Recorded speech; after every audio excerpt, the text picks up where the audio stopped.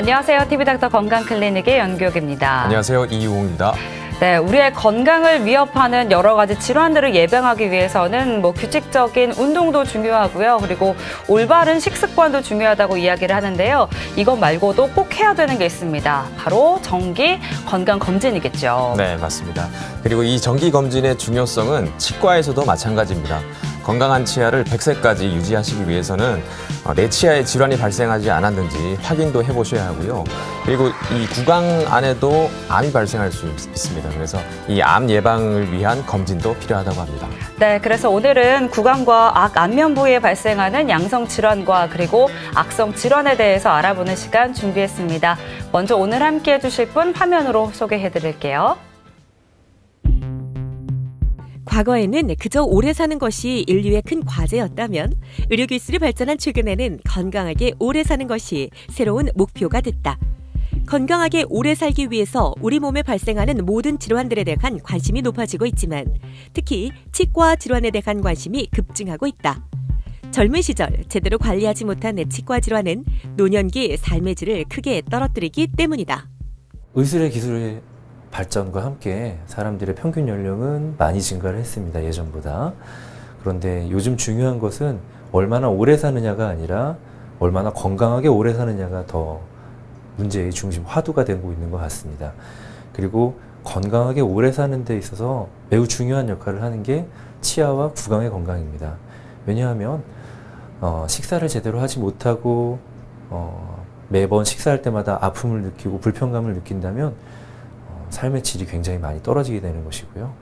치과 질환의 특성상 많이 망가지고 한번 망가진 치아들을 건강하게 아주 잘 씹을 수 있게 회복하는 데에는 시간도 많이 들고 환자분도 고생을 많이 하시기 때문에 뭔가 문제가 생기기 전에 미리미리 처치하고 치료를 해야 간단한 치료로 좀 더 구강 건강을 유지할 수 있고 건강하게 오래 사는 데 도움이 될 수 있을 거라고 생각합니다. 건강하고 행복한 삶을 위해 반드시 건강하게 유지되어야 할 구강과 턱 그리고 안면부. 하지만 다른 질환들에 비해 검진이 잘 이루어지지 않는 탓에 구강, 악, 안면부 대부분의 질환들은 상당히 진행된 상태에서 발견되는 경우가 많다. 게다가 많은 진료 과목 중에서도 치과를 두려워하는 환자들이 많다 보니 참다 견디지 못할 상태가 되어서야 병원을 찾는 것도 문제다. 정기검진이 중요하다는 사실은 굳이 말하지 않아도 많은 분들이 아실 것 같습니다. 그런데 치과 정기검진은 아쉽게도 다른 부분에 비해서 조금 미흡하지 않은가 생각이 듭니다. 물론 이제 치과라고 하면 환자분들 무서움의 대상이고 공포의 대상이기도 하고요. 저 자신도 치과 의사지만 치과 치료 받는 게 무섭기 때문에 그 심정을 충분히 이해를 합니다. 그렇지만 조기에 발견되지 않고 일이 커졌을 때에는 훨씬 더 많은 부작용과 합병증을 낳기 때문에 치과 정기적으로 오셔서 검진을 받는 것이 훨씬 더 건강을 지키는 데 도움이 될 거라고 생각을 합니다. 치과 하면 보통 충치 치료나 사랑니 발치, 임플란트 등을 떠올리지만 치과에서 다루는 질환은 이보다 다양하다. 특히 일종의 물혹을 말하는 낭종이나 조직이 비정상적으로 증식한 양성 종양의 경우 그 발생 빈도가 적지 않다. 하지만 긴 시간 구강 내 건강에 큰 영향을 미치면서도 아무런 증상이 없는 경우가 많아 조기 발견과 치료를 위해 정기적인 검진이 더욱 중요하다. 보통 치과라고 생각을 하면 환자분들은 이제 치아 치료, 잇몸 치료 이런 것들을 제일 많이 생각하실 것 같습니다. 물론 그게 제일 많은 건 사실인데요. 구강 구조의 특성상 다른 부위보다 물혹이라고 부르는 낭종이 많이 발생하는 편이고요. 그와 더불어서 양성 종양도 많이 발생을 하고 있습니다. 낭종이라고 하는 것은 이제 입 안에 생기지는 말아야 될 물풍선이 생기면서 조금씩 물혹이 커져가면서 주변 조직들을 파괴하는 것이고요. 양성 종양은 주변 조직을 파괴한다는 점에서는 비슷한데 물혹이 아니라 어떤 덩어리가 조금씩 자라나는 것을 말합니다. 낭성이나 양성 종양들이 조기에 발견되지 않고 많이 커졌을 때에는 수술도 훨씬 복잡해지고 그 후에 합병증이나 후유증도 오래 남게 됩니다. 그렇기 때문에 조기에 발견해서 작을 때 미리미리 치료를 하는 것이 훨씬 더 구강 건강을 위해서 중요하다고 생각을 합니다. 구강에는 양성 질환들 이외에 악성 종양, 암도 발생할 수 있다. 구강암은 입술과 혀, 입천장 등에 생기는 암을 말하는데 흡연과 음주가 주요 원인으로 꼽힌다. 하지만 다른 암들과 마찬가지로 이 두 가지를 거의 하지 않는 젊은 사람들에게도 발생할 수 있어서 원인을 정확히 모르는 경우도 많다. 특히 먹고 말하는 기능을 하는 부위의 발생에 삶의 질이 심각하게 떨어질 수 있다. 구강암은 일단 발생하면 주변 조직을 굉장히 많이 빠르게 파괴한다는 특징이 있음에도 불구하고 불행하게도 환자분들이 느끼는 통증이나 불편감은 그리 크게 심하지 않습니다. 대부분 식사를 하실 때 가끔씩 따끔거림을 느낀다든가 하는 그냥 구내염 정도로 생각을 하고 넘어가시는 그런 작은 통증들이 많은 편이고요.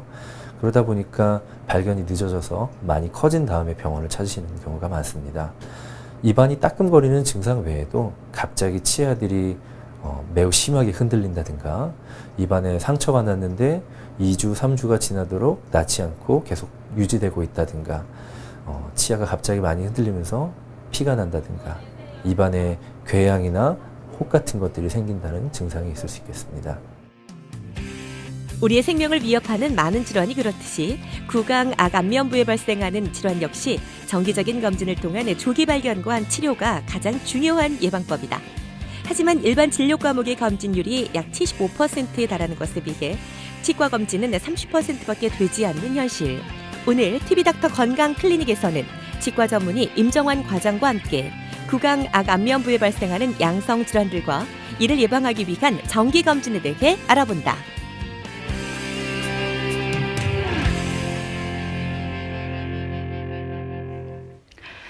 네, 이 건강한 치아를 위해서는 주기적으로 이제 치과에 가서 좀 건강 검진, 또 치아 검진을 받아야 된다라는 얘기를 많이 네. 듣곤 하는데요. 그런 사실 실천이 또 어렵습니다. 더군다나 치과라는 곳이 가기가 굉장히 좀 꺼려지는 곳 중에 하나죠. 네, 저도 뭐 의사인데도 불구하고 치과는 무섭습니다. 무서워요. 네, 치과 의료기기들이 놓여 있는 그 의자를 상상만 해도 맞아요. 네, 무서운 생각도 드는데요. 찌릿찌릿하고. 네. 네. 그런데 이렇게 무섭다고 피하기만 하면 병을 키우는 결과를 낳게 되죠. 구강이나 악 안면부에 질환이 발생하면 이 삶의 질이 크게 떨어지거든요. 그래서 이를 예방하기 위해서 꼭 필요한 것이 치과 정기 검진입니다. 네, 맞습니다. 그래서 오늘은 구강과 악 안면부에 발생할 수 있는 양성 그리고 악성 질환에는 어떤 것들이 있는지 그리고 또 어떻게 치료하면 좋을지 자세히 알아보도록 하겠습니다. 먼저 앞서서 소개해드렸던 임정환 과장 스튜디오에 함께하고 있습니다. 과장님 어서 오세요. 네, 안녕하세요. 네, 반갑습니다. 저희가 먼저 이제 구강 악 안면 부위에 발생할 수 있는 양성 질환에 대해서 좀 알아볼까 하는데요. 흔히 우리가 양성 질환이다 이렇게 많이 표현을 쓰긴 하지만 양성 질환이라는 거는 이제 암이 아니다라는 뜻으로 알고 있으면 되는 건가요? 네, 그렇습니다. 이제 우리가 흔히 암이라고 부르는 것은 주변 조직을 파괴하고 다른 장기로 멀리 전이되는 성질이 있는 것들을 말하는데요. 암처럼 덩어리를 만들면서 자라기는 하지만 주변 조직을 파괴하는 속도가 비교적 느리고 전이하지 않는 양성의 병소도 있습니다. 양성 병소는 증상이 없거나 또는 있더라도 아주 경미하기 때문에 병이 커질 때까지 환자분들이 인지하지 못하고 간과하는 경우가 많습니다. 그렇기 때문에 정기적인 검진을 통한 발견과 치료가 중요하다고 할 수 있습니다. 이러한 질환에는 이제 화면에서 보시는 것처럼 네. 대표적으로 낭종과 양성 종양이 있는데요. 낭종은 이제 안에 조직액 같은 액체가 들어있는 물풍선에 비유할 수 있습니다. 양성 종양은 조직이 비정상적으로 자라나면서 덩어리를 만드는 것을 생각하시면 되겠습니다. 이 중에서도 낭종은 신체의 다른 부위에서보다 구강에서의 발생 빈도가 더 높은 편입니다. 사실 치과라고 하면 충치 치료나 잇몸 치료, 보철 치료 같이 치아와 잇몸에 관련된 치료만을 생각하시는 분들이 많을 것 같습니다. 네. 물론 이제 그런 것들이 제일 주가 되는 질병이기는 합니다만 입안에는 치아, 잇몸뿐만 아니라 점막, 턱뼈, 침샘 같은 다양한 구조물이 존재하고 있고 여기에 염증이나 물혹, 심지어는 암종 같은 다양한 질병이 발생할 수 있기 때문에 정기검진이 꼭 필요하다고 할 수 있겠고요. 오늘은 그중에서도 정기검진이 더욱 중요한 낭종과 양성종양 그리고 전암병소에 대해서 간단히 소개해 보도록 하겠습니다. 네. 네, 그래도 이 양성 질환이라고 하면 흔히 악성 질환하고 또 대비가 돼서 그렇죠. 뭐 치료도 가능하고 생명을 위협하는 질환은 아닌 걸로 알고 있는데요. 이 양성 질환을 앓는 사람들도 많은 편인가요? 예, 지금 보시는 화면은 국민건강보험공단에서 구강 영역의 발육성 낭종이라는 진단으로 집계된 환자의 수를 그래프로 나타낸 것입니다. 시간이 증가함에 따라서 조금씩 환자 수가 증가하는 모습이 보이고 있고요. 1년에 약 12,000여 명에서 13,000여 명에 이르는 적지 않은 환자들이 발생하고 있는 것을 확인할 수 있습니다. 물론 이 숫자는 발육성 낭종 외에 다른 낭종이나 양성 종양이 제외된 숫자이기 때문에 전체 환자의 숫자는 이것보다 훨씬 더 많다고 할 수 있겠습니다. 다음 화면을 보시면 이 작은 크기의 낭종들은 발치 같은 다른 치료와 함께 제거되기 때문에 앞서 보신 숫자와 차이가 있지만 역시 낭종의 치료를 위해서 상당히 많은 수술이 시행되고 있는 것을 확인할 수 있습니다. 환자 숫자가 증가함에 따라서 수술 숫자도 조금씩 증가하고 있는데요. 1년에 약 3,000건에서 3,500건에 달하는 수술이 이루어지고 있습니다. 이 그래프에서 한 가지 눈여겨볼 점은 외래로 시행되는 수술의 숫자보다 입원해서 시행되는 수술의 숫자가 훨씬 더 많다는 점인데요. 그만큼 이제 조기에 발견되지 않아서 병소가 커진 상태로 병원에 내원하시게 되고 전신 마취하에 수술하는 등의 입원 치료가 필요하신 분들이 더 많다는 것을 알 수 있겠습니다. 네, 생각보다 이제 환자분들이 굉장히 많은데 사실 이제 치과를 안 가는 분들도 많으니까 드러나지 않은 환자의 수는 더 많을 거다라는 네. 추측이 될 것 같고요. 그러면 이제 양성 질환 중에서 오늘은 낭종에 대해서 먼저 좀 자세히 알아보겠습니다. 아까 이제 물풍선의 비유를 해주셨는데요. 이게 물혹, 물주머니 뭐 이렇게 알고 있으면 되나요? 네, 그렇습니다. 다음 화면을 보시면 이 낭종은 인체 내부에 생기는 물풍선으로 생각하시면 되겠습니다. 물풍선에 이제 고무풍선과 같은 역할을 하는 상피로 된 내막, 즉 껍질이 있고요. 그 내부에는 조직액이나 세포들이 만들어낸 노폐물과 같은 것들이 차 있습니다. 사진에서와 같이 얇은 막이 있고 그 안에 노란 빛깔을 띠는 액체가 들어있게 됩니다. 그렇군요. 네, 이 낭종도 몇 가지로 분류가 된다고 하는데요. 먼저 발육성 낭종에 대해서 말씀해 주시죠. 예, 치아는 이 턱뼈 안에서 만들어져서 천천히 입 안으로 움직이면서 맹출하게 됩니다. 치아 싹이 만들어져서 맹출하는 동안 치아를 구성하는 여러 종류의 세포들이 턱뼈 안에 떨어져서 남겨지기도 하고요. 사진에서 보시는 것처럼 미처 나오지 못한 치아를 묻혀있는 치아를 감싸고 있는 치아 싹이 낭종으로 변화하기도 합니다. 이렇게 발육 과정에 이상이 생겨서 발생하는 낭종을 발육성 낭종이라고 하고 위아래 턱뼈에서 유치가 20개, 영구치가 32개나 되는 치아가 만들어져서 맹출하기 때문에 신체의 다른 부위에서보다 구강에서 낭종이 높은 빈도로 발생하게 됩니다. 다음 화면을 보시면 이제 치아와 관련되어 나타나는 낭종 중에서 가장 흔한 것이 함치성 낭종입니다. 낭종 안에 치아를 함유하고 있다고 해서 함치성 낭종이라고 불리는데요. 사랑니와 관련돼서 많이 발생하는 편입니다. 엑스레이 사진에서 보시는 것처럼 화살표로 표시된 부분에 밖으로 나오지 못한 왼쪽 아래 사랑니의 머리 주변으로 낭종이 발생해서 뼈가 둥글게 파괴된 모습을 보실 수 있습니다. 네. 다음 화면을 보시면 이런 오른쪽, 방금 전 환자와 유사하게 오른쪽 아래 묻혀있는 사랑니 주변으로 낭종이 발생해 있습니다. 이런 낭종들은 수술을 통해서 사랑니와 함께 제거가 되게 되고요. 사랑니가 아닌 치아 주변으로 발생한 낭종의 경우에는 치아를 발치하지 않고 남겨두는 경우도 있습니다. 낭종이 제거된 후에는 낭종으로 인해서 뼈가 파괴돼서 검게 보이던 부분이 조금씩 뼈가 재생되면서 엑스레이에서 하얗게 변하는 모습이 보이게 됩니다. 네, 그렇군요. 다음은 이제 치아의 뿌리에 생기는 낭종인데요. 이건 어떤 경우일까요? 네, 다음 화면을 보시면 치아가 발육하는 과정 외에도 충치로 인해서 발생하는 염증이 낭종을 만들기도 합니다. 충치의 진행을 나타내는 모식도를 보시면 치아 안에 우리가 흔히 신경이라고 부르는 치수 조직이 들어있는 모습이 관찰이 됩니다. 충치가 진행되면서 이 신경 조직에까지 영향을 미치게 되면 보통은 큰 통증과 함께 뿌리 주변으로 염증을 형성하게 되는데요. 물론 이렇게 통증이 있는 경우에는 환자분들이 인지를 하고 치과를 찾으시게 됩니다. 하지만 간혹 안에 있는 신경이 괴사되면서 통증 없이 뿌리 끝으로 물혹이 형성되는 경우가 있습니다. 시작점이 염증이기 때문에 염증성 낭종이라고 부르고 치아의 뿌리 끝에 생긴다고 해서 치근단 낭종이라고 부르는 질병입니다. 다음 화면을 보시면 위턱 앞니 쪽에 자리 잡고 있는 물혹의 모습이 관찰이 됩니다. 이미 신경치료가 되어 있는 치아의 주변으로 물혹이 만들어져 있는데요. 간혹은 이렇게 신경치료가 모두 끝난 다음에도 염증이 재발하면서 낭종이 만들어지기도 합니다. 치료를 위해서는 낭종을 모두 제거하고 재발의 가능성을 줄이기 위해서 염증이 잘 발생할 수 있는 뿌리 끝 일부분을 잘라내는 치근달 절제술을 같이 시행하기도 합니다. 사진에서 보시는 모습은 수술이 끝난 뒤의 모습이고요. 낭종에 포함되어 있던 치아의 뿌리끝이 잘라져 있는 모습이 보이실 겁니다.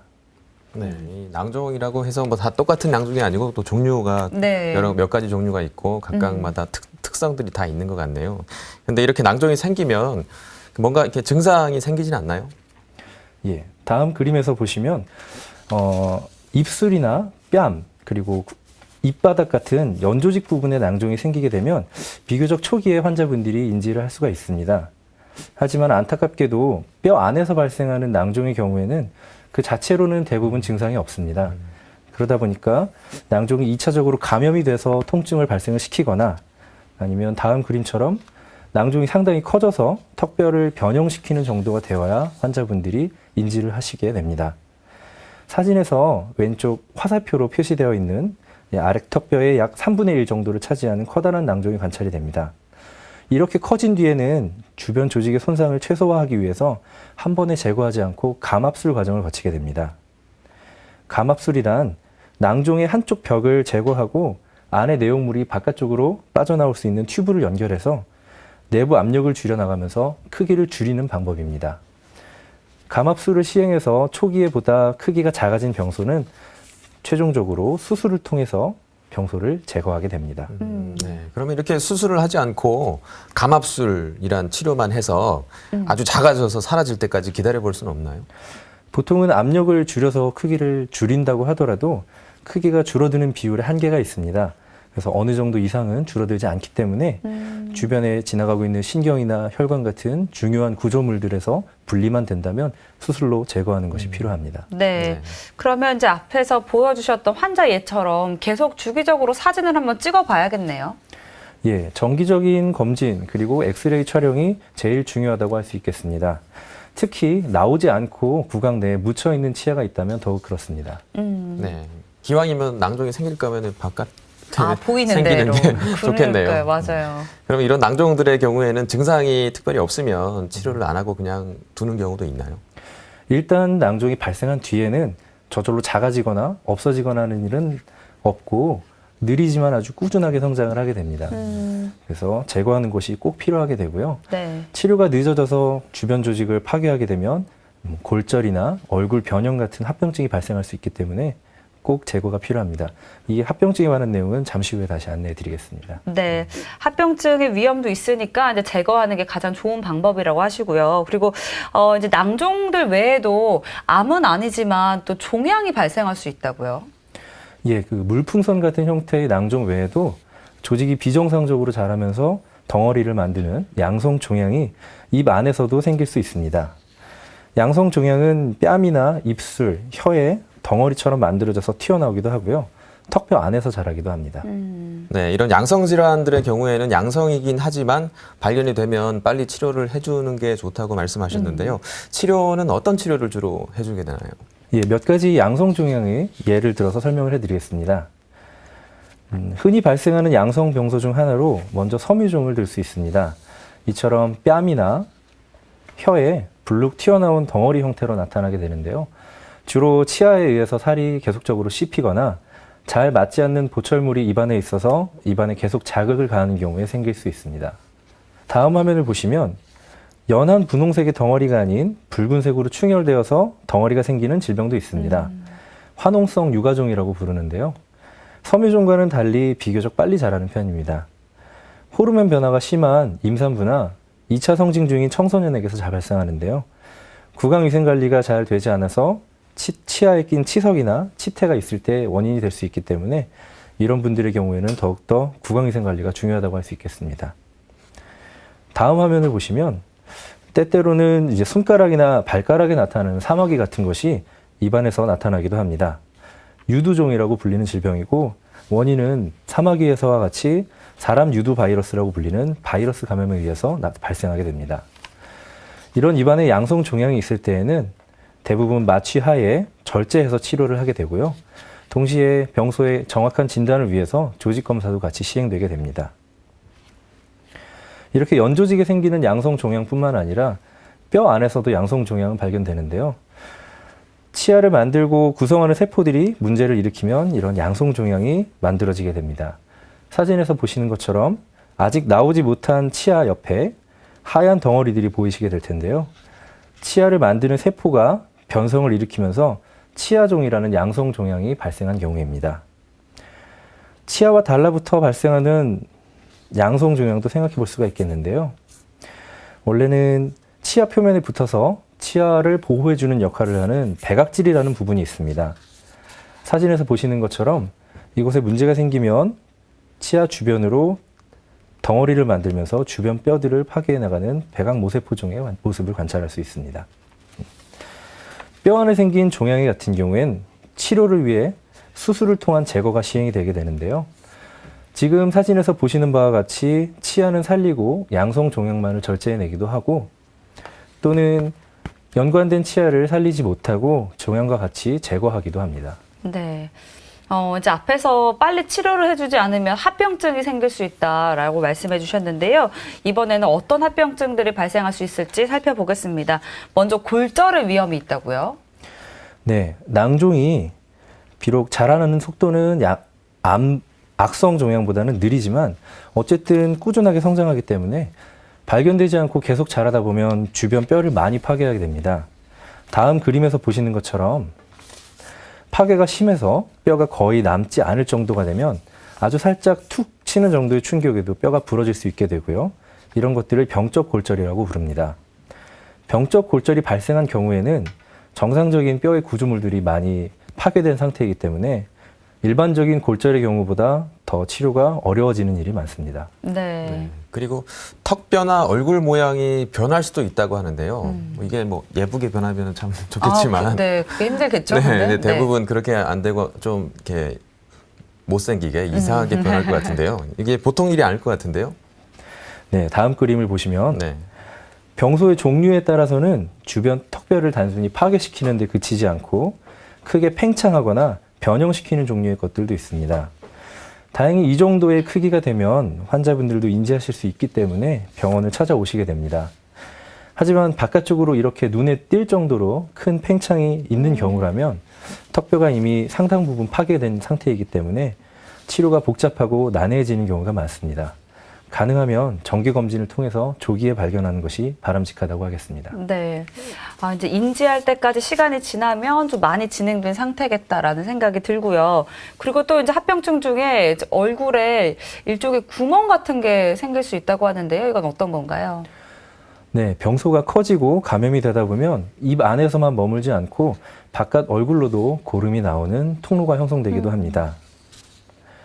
이 사진의 단면에서 보시는 것처럼 치아 뿌리에서 시작된 염증은 이 치아 뿌리에 머물지 않고 아래 턱뼈를 뚫고 나와서 피부 밑에 이르게 되기도 하고요. 네. 더 진행되게 되면 피부를 뚫고 바깥쪽으로 연결되는 구멍을 형성하게 됩니다. 대부분은 원인이 되는 입안의 질병, 낭종이나 양성 종양을 제거하면 같이 사라지게 되기는 합니다.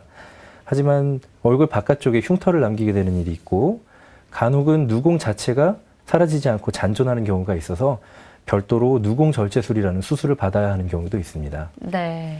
네, 다음은 감각 이상인데요. 이거는 어디에 감각이 이상해지는 건가요? 제일 흔하게 생각해 볼 수 있는 경우로 입술과 턱끝 피부에 감각 이상을 들 수 있습니다. 다음 사진을 보시면 입술과 턱의 피부 감각을 담당하는 신경을 하치조 신경이라고 하고요. 두개골에서 나온 뒤에 아래 턱뼈로 들어와서 지나가게 됩니다. 이 부위에 병소가 생길 경우에는 이 병소가 신경을 압박하면서 감각이 둔해지거나 사라지는 이상이 생길 수 있게 되고요. 병소가 신경과 맞닿아 있을 때에는 병소를 적출하는 과정에 신경에 충격이 가해지면서 감각 이상이 초래되기도 합니다. 네. 이제 구강과 그리고 안면부에 발생할 수 있는 여러 가지 양성 질환들에 대해서 알아봤는데요. 양성 질환이긴 하지만 이 합병증이 굉장히 무서워요. 구멍이 난다든가 감각 이상이 생긴다든가. 그러니까 안심하지 말고 이제 빨리 치료하는 게 중요할 것 같습니다. 네, 그러니까요. 그리고 나도 모르는 사이에 혹시 낭종이나 양성종양이 생긴 건 아닌지 네. 그동안 미뤘던 정기검진을 좀 받아봐야 될 것 같습니다. 네. 이번에는 양성 질환과 관리, 이제 발생하면 아주 위험한 상황에 처할 수 있는 악성 질환에 대해서 좀 살펴보도록 하겠습니다. 먼저 이제 구강암인데요. 뭐 이제 암이라는 건 사실 우리 몸 어디에서나 발생할 수 있는 거긴 하지만 구강암은 좀 생소하신 분들 많으실 것 같습니다. 예, 구강암은 전체 신체에서 발생하는 암 중에서 비교적 작은 비율을 차지하고 있기 때문에 생소하게 느끼시는 분들이 많을 것 같습니다. 하지만 입안에서도 암은 발생하고 또 일단 발생하면 그 결과가 매우 좋지 않기 때문에 관심을 가지고 검진을 받으시면 좋을 것 같습니다. 입안의 어느 부위에서든 구강암이 발생할 수 있지만 주로 혀에 제일 많이 발생하는 것으로 알려져 있고 구강저라고 불리는 입바닥, 잇몸, 뺨 순으로 많이 발생한다고 알려져 있습니다. 네, 입술이나 그 혀나 편도 쪽에도 암이 발생할 수 있다고 하셨는데 어떤 암들은 여러 가지 이유로 해마다 그 발생률이 올라가고 있다고 하거든요. 구강암의 경우는 어떤가요? 평균 연령이 증가하고 이제 화학 물질과 같은 발암성 물질에 대한 노출이 늘어나면서 전체 암 환자 발생률은 완만하게 증가하는 추세에 있습니다. 국가에서 발표한 암 관련 통계 자료를 살펴보면 1년에 약 20만 명에 가까운 암 환자가 발생하고 있는데요. 구강암은 이 중에서 작은 비율을 차지하는 편입니다. 2015년에 약 3,300명의 환자가 발생을 하였고 네. 2005년에 발생한 2,239명에 비교해서 전체 암과 같이 비교적 완만한 증가 추세에 있다고 할 수 있겠습니다. 네. 전체 암 중에서 구강암이 차지하는 비율은 약 2에서 4% 정도 되는 것으로 알려져 있습니다. 네. 그래도 이제 뭐 발생률이 뭐 크게 막 증가하는 건 아니라서 조금은 다행이라 생각은 들긴 드는데요. 문제는 생존율일 것 같습니다. 구강암의 경우에는 착한 암인가요? 나쁜 암인가요? 물론 이제 모든 암들이 다 나쁜 암이고 그렇죠. 네. 좋은 암이라는 것이 있을 수는 없겠지만 네. 굳이 그 중에서 구분을 한다면 구강암은 아주 나쁜 암이라고 할 수 있겠습니다. 먼저 생존율의 측면에서도 그러한데요. 다음 화면을 보시면 시기별로 암 환자분들의 생존율을 조사한 그래프입니다. 초록색 선은 모든 암종을 총괄해서 그 암의 생존율을 나타내는 표시인데요. 네. 2011년에서부터 2015년 사이에 암 환자로 진단된 분들은 약 70%의 생존율을 보였습니다. 이는 이제 93년에서 95년에 암 환자로 진단된 분들에서 41%가 생존하신 것에 비해서 매우 개선된 수치이고 수술이나 항암 치료, 방사선 치료 같은 치료 방법들이 많이 발전한 덕분이라고 할 수 있겠습니다. 구강암의 경우 다행스러운 점은 생존율이 예전에 비해서는 많이 증가해서 2011년에서 2015년 사이에 구강암으로 진단된 분들은 약 64%에 이르는 생존율을 보였습니다. 하지만 전체 암의 생존율에 비해서는 그 증가폭이 미흡한 것이 사실입니다. 또한 이 구강암이 나쁜 암이라는 것은 발생하는 부위가 많은 부작용을 동반한다는 데 있습니다. 다음 화면에서 보시는 것처럼 구강에 암이 생길 경우에는 다른 곳에 생긴 암보다 음식물 섭취에 큰 장애를 받게 됩니다. 음식물 섭취에 큰 장애가 발생하는 구강암이 일단 발생하게 되면 수술을 받은 뒤에도 단백질 같은 필수 영양소의 섭취가 부족하게 되고요. 또한 병기가 아주 진행된 구강암의 경우에는 수술 후 방사선 치료도 받게 되실 수 있는데 방사선 치료를 받은 경우에는 입에 침이 마르는 구강 건조증이 생기면서 충치의 발생이 높아지게 되고 음식물 섭취가 어려워지는 악순환이 발생할 수 있게 됩니다. 네. 그런데 이게 구강 내에 암이 발생하면 어떤 증상이 있을까요? 많은 암들이 암이 뭐 이렇게 커질 때까지 아무 네. 증상이 없는 경우도 많잖아요. 맞아요. 구강암은 눈으로 비교적 쉽게 발견할 수 있는 부분에 있습니다. 하지만 안타까운 점은 환자분 대부분이 식사 시에만 통증을 잠깐 느끼기 때문에 혓바늘 정도로 생각을 하시고 지나가는 경우가 많습니다. 그렇기 때문에 병소가 상당히 진행된 후에야 병원을 찾으시는 경우가 많습니다. 그 외의 증상으로 구강암이 발생한 부위에는 치아가 갑자기 매우 흔들리기 시작한다든가 입안의 상처가 잘 낫지 않는다든가 오래가고 또는 입안에 궤양과 함께 덩어리가 생기면서 피가 나는 등의 증상이 동반될 수 있습니다. 네, 이런 증상들과 함께 그러면 이제 구강암의 경우에는 진단과 치료는 어떻게 이루어질까요? 다행스러운 점은 구강암은 다른 부분에 비해서 진단이 용이하다는 장점이 있습니다. 위나 폐, 간 같은 장기들은 몸 속 안에 있기 때문에 CT나 MRI 같은 이미지를 보고 판단을 해야 하고 조직 검사를 하는 데에도 좀 어려움이 따를 수 있습니다. 하지만 구강암의 경우에는 직접적으로 육안으로 관찰하는 것이 가능하고 촉진을 할 수도 있습니다. 조직 검사 역시 그 과정이 다른 장기에 비해서 비교적 단순하고 용이하게 시행될 수가 있습니다. 구강암으로 진단이 된 경우에는 원발 병소 부위에 광범위한 절제술이 시행되게 되고요. 이와 함께 얼굴의 추형이나 저작, 연하 같은 기능 상실을 최소화하기 위해서 팔이나 다리, 가슴 등에서 조직을 이식하는 조직 이식술이 같이 시행되기도 합니다. 수술이 끝난 뒤에는 암의 진행 정도에 따라서 항암 치료나 방사선 치료가 뒤따르게 됩니다. 네, 그렇군요. 네. 그런데 구강암이 되기 전에 전암 단계가 있다고 하는데요. 먼저 이제 백반증이라고 하는 건데 뭐 이것은 조금 하얀 점 같은 게 생기는 거라고 보면 되나요? 예. 구강암은 발생하기 전에 특유한 병적 소견을 동반하는 경우가 있습니다. 이를 암으로 이행될 가능성이 있는 전 단계의 병소다라고 해서 전암병소라고 부르는데요. 정상적으로 보이는 점막이나 조직에서보다 더 높은 확률로 암으로 진행될 수 있기 때문에 좀 더 주의 깊은 관찰과 치료가 필요합니다. 가장 대표적인 전암병소로 백반증을 들 수 있습니다. 백반증은 말 그대로 하얀 반점을 말하는데요. 네. 다음 화면에서 보시는 것처럼 분홍색이나 엷은 붉은색이어야 하는 구강 점막이 하얗게 변하는 모습이 관찰이 됩니다. 물론 하얗게 된다고 해서 모두 다 백반증인 것은 아닙니다. 입안에서 곰팡이균이 자라는 캔디다증, 특히 위막성 캔디다증이라고 부르는 질병의 경우에도 하얀 막이 형성될 수가 있고 손이나 발에 생기는 굳은 살처럼 입안의 각질층이 두꺼워져서 생기는 과각화증이라는 병소가 생긴 경우에도 하얗게 보일 수 있기 때문에 반드시 전문의의 진단을 받는 것이 필요합니다. 네. 그러면 이제 지금 보여주신 것처럼 백반증 이렇게 하얗게 변하는 것도 좀 눈여겨봐야 되지만 또 빨갛게 되는 것도 주의 깊게 살펴봐야 된다면서요? 예. 점막이 하얗게 변하는 것 외에도 비정상적으로 붉게 변한 반점이나 결절이 발생하는 경우도 있습니다. 이를 홍반증이라고 부르는데요. 사진에서 보시는 것처럼 좀 더 붉게 충혈된 병소가 혀의 옆쪽에서 관찰이 됩니다. 때로는 붉게 변한 반점 사이로 부분 흰색 반점이 동반되는 경우도 있습니다. 이러한 홍반증의 경우에는 백반증보다 암으로 진행될 확률이 훨씬 더 높기 때문에 더욱 주의 깊게 관찰해야 합니다. 네, 그렇군요. 이 구강 안에 어떤 색깔이 하얗게 된다거나 네. 빨갛게 된다거나 이게 변화가 생기면 꼭 전문의 진찰을 받는 게 중요하겠네요. 이빨 닦을 때 꼭 맞아요. 체크해봐야 될 것 같습니다. 같아요. 네. 그럼 이런 경우에는 이렇게 색깔이 변하는 전암병변인 경우에는 대부분 암으로 진행을 한다고 보면 되나요? 백반증과 홍반증이 모두 다 암으로 가는 것은 아니지만 정상적인 경우보다는 암 발생률이 높기 때문에 주의 깊게 관찰하는 것이 필요하고 일단 제거한 다음에도 정기적인 검진을 하는 것이 필수적입니다. 연구에 따라 다르기는 하지만 백반증의 경우에는 그냥 둘 경우에 암으로 발전할 가능성은 3에서 6% 정도라고 알려져 있고요. 심한 경우에는 15% 정도가 암으로 발전할 수 있다고 알려져 있습니다. 네. 앞서 구강암은 혀에 제일 많이 생긴다고 말씀을 드렸는데요. 네.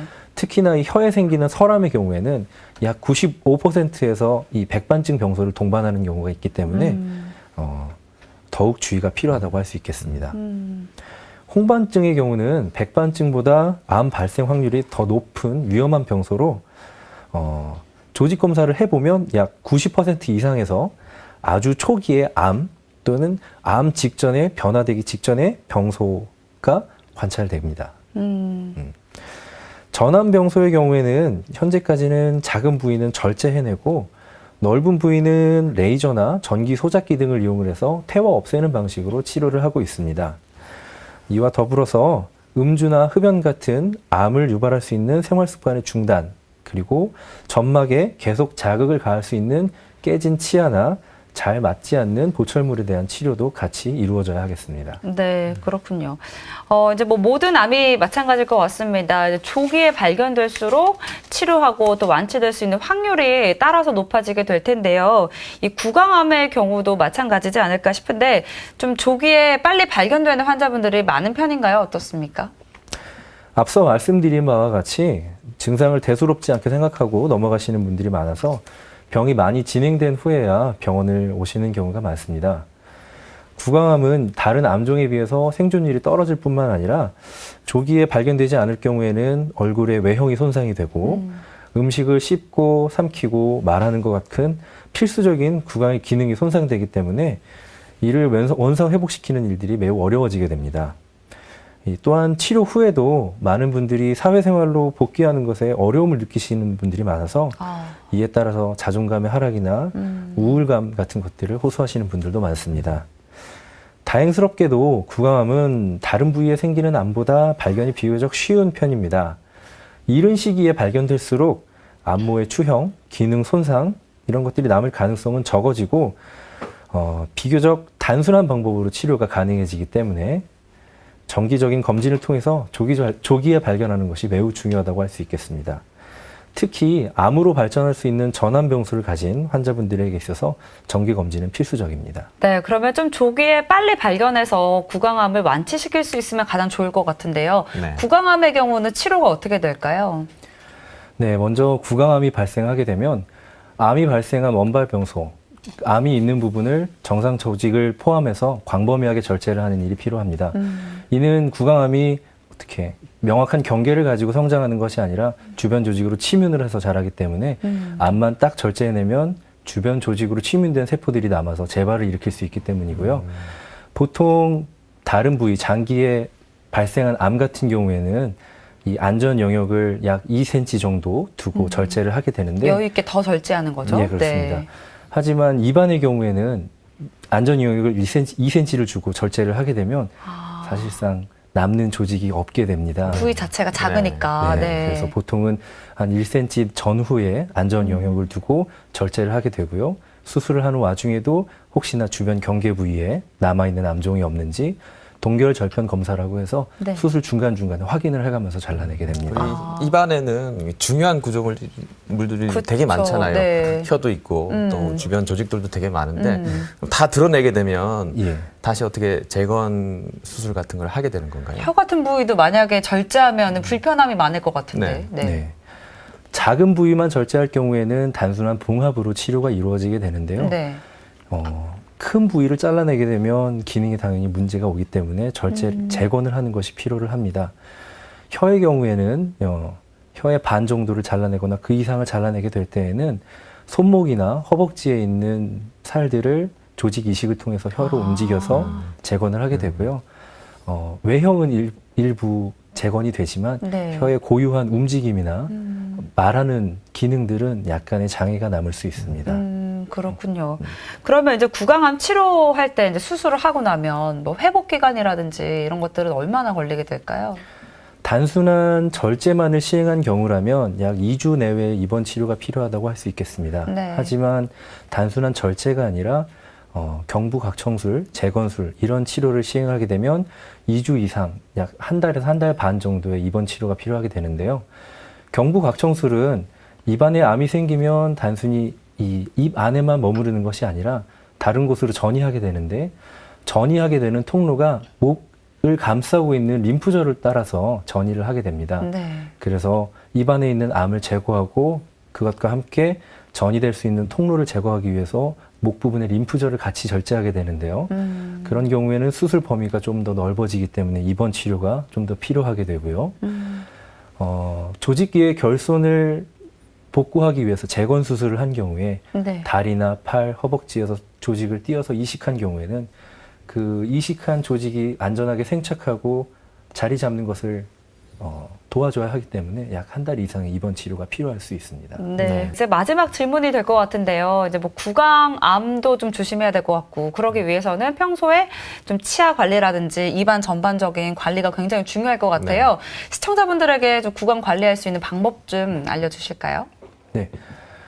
입안에 맞지 않는 보철물이 있거나 아니면 잇몸 질환이 심하다든가 계속 씹힌다든가 이러한 만성적인 자극들도 구강암을 유발할 수 있는 원인이 됩니다. 물론 구강암뿐만 아니라 다른 암의 예방을 위해서도 음주나 흡연을 금하고 생활 습관을 고치는 것이 중요하지만 구강암에서는 특히 입 안에 그 구강 위생을 유지하는 것이 제일 중요하다고 할 수 있겠습니다. 입 안에 궤양이 생겼는데 잘 낫지 않고 2주 이상 지속된다든가 아니면 피가 자주 난다든가 하면 이를 진단하기 위해서 치과를 한번 찾아보시는 것이 좋을 것 같습니다. 네. 오늘은 구강과 턱 그리고 얼굴 부위에 발생할 수 있는 양성과 악성 질환에 대해서 알아봤습니다. 과장님 오늘 말씀 감사합니다. 네, 사실 근데 뭐 치과나 또 구강학 안면외과 질환이라고 하면 뭐 치아가 상한다든지 아니면 잇몸 질환 뭐 그리고 임플란트 같은 보철물들 뭐 이런 거 네. 생각을 했었는데 오늘 이야기를 나눠 보니까요 생각보다 많은 질환들이 발생할 수가 있겠네요. 네, 그러게 말입니다. 그런데 이것만 기억하면 될 것 같아요. 구강과 턱 그리고 얼굴에 발생하는 이런 여러 가지 질환들을 역시 해법은 정기 검진입니다. 그렇죠, 맞습니다. 조기 발견과 조기 치료를 위해서 정기적으로 치과 검진 받는 것을 꼭 기억하셨으면 좋겠습니다. 네, TV닥터 건강클리닉 오늘은 여기까지입니다. 저희는 다음 이 시간에 다시 찾아뵙겠습니다. 고맙습니다.